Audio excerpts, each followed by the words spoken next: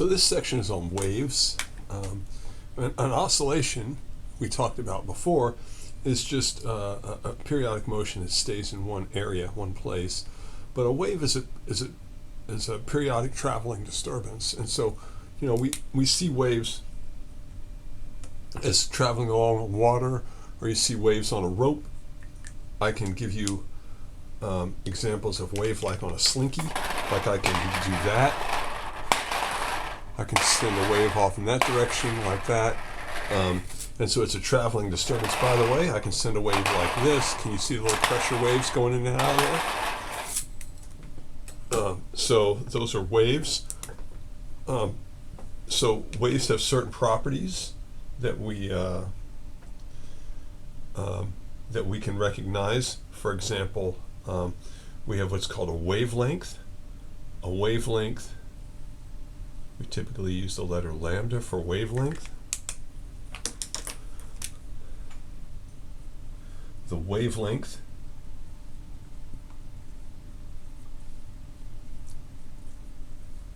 is the distance between two like points.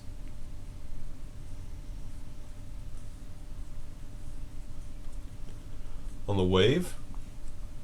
And so here I put it the distance between two peaks, but I could have also put it as the distance between two troughs. This is also the wavelength, right? Or I could have gone from halfway up to halfway up, right? That would also be a wavelength, and so on, right? And so that's the wavelength. The amplitude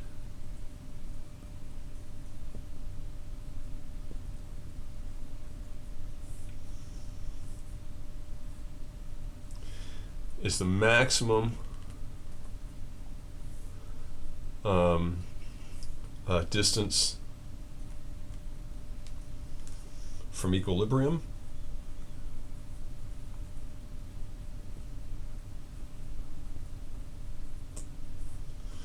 And so, if this is the bottom of the wave and this is the top of the wave, then the equilibrium position is here, right?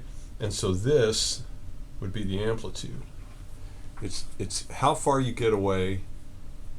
If the ocean was still, it would be still in the middle here. And so the distance of the maximum from the average or the middle is called the amplitude.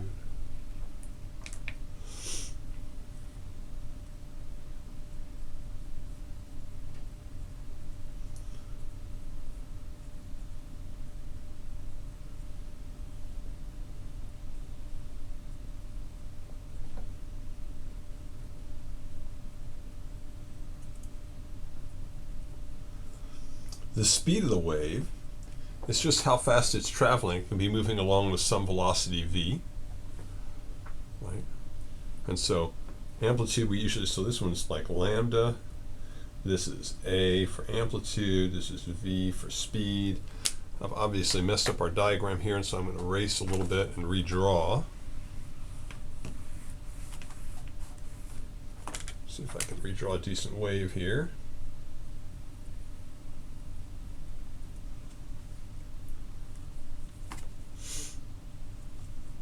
Okay, and so we could take these 2 points and say, that's a wavelength, and then if I drew a dotted line through here somehow, that would be the amplitude, right?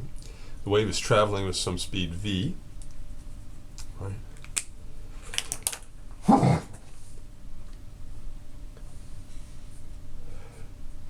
Excuse me. The frequency, let me grab my other pen here.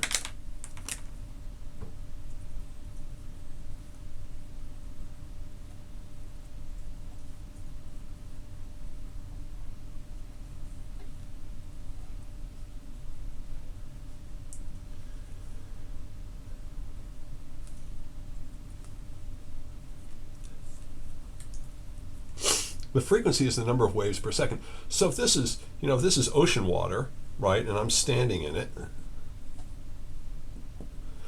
and 3 waves come by me per second, then the frequency is 3, right? It's the number of waves per time, per given time. So it's usually per second, right? The period, this is the letter F, right? Here's the period. Just like with oscillations, the period is just 1 over the frequency.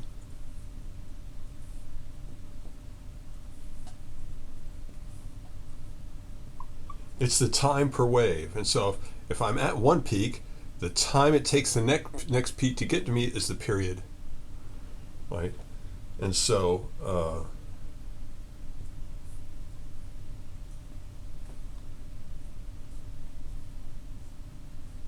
the period is 1 over the frequency, or the frequency is 1 over the period.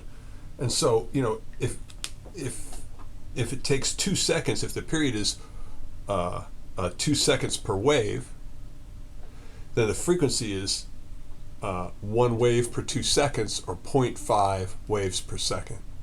It's just 1 over. So if it takes 2 seconds for a wave to come by, then it's half a wave per second is the frequency, right? And so those are just inverses of each other. All right. So the velocity of the wave is equal to the wavelength divided by the period, right? Velocity is just distance over time, and since the distance for one wavelength is lambda, and the time for one wavelength is the period, then the velocity is just the distance over the time, or the velocity equals the wavelength times the frequency. This is true. These things are true for all waves. This could be waves on a rope, waves on the ocean, sound waves, light waves. The relationship between velocity and wavelength and frequency is velocity equals wavelength times frequency. You could also say wavelength equals velocity over frequency, or frequency equals velocity over wavelength. And this sort of shows that if the velocity is fixed, that the frequency and the wavelengths vary inversely. So like with light or sound, where the speed is fixed, the speed of sound is like 340 meters per second at sea level and room temperature. And that means higher frequency, shorter wavelength. We kind of already have that sense, I think. Smaller frequency, larger wavelength. Low frequency sounds have long wavelengths, high frequency sounds have short wavelengths. Same thing with light. High frequency light, large frequency, short wavelength. Small frequency, large wavelength.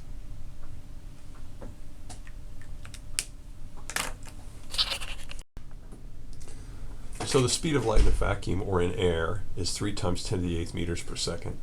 That's about 186,000 miles a second. It means it gets to the moon in about a second and a half.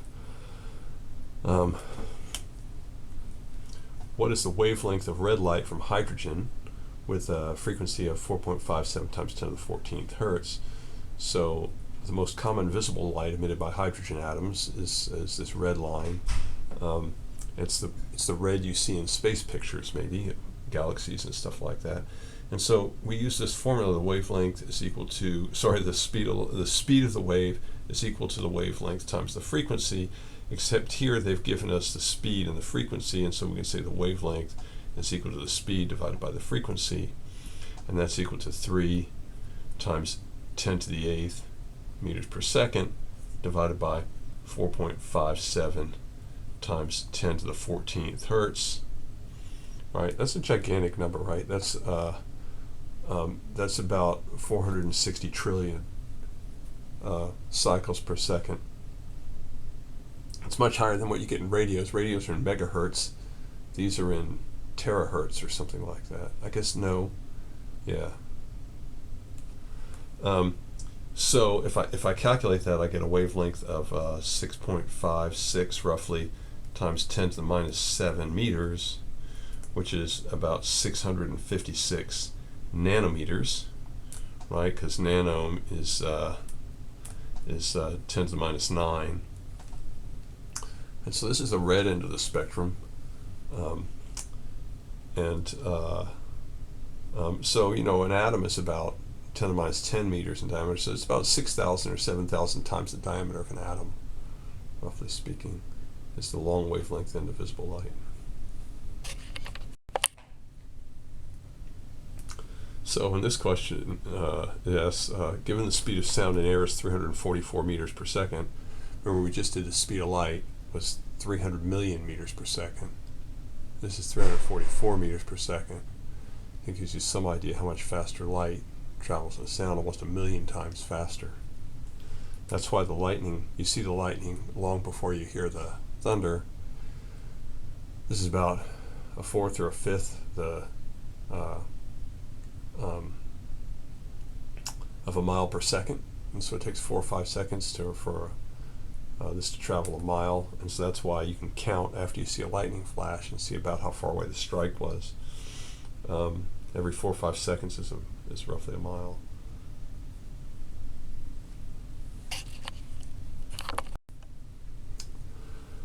So here we've given the wavelength and the speed, and we're looking for the frequency, and again we use the same formula. The wavelength, the speed, v is equal to the wavelength times the frequency, or the frequency is equal to the speed divided by the wavelength, and that's 344 meters per second divided by 1.32 meters, which comes out to about 260 roughly, maybe 2 per second, which is about 262 hertz, and that's roughly what a middle C is.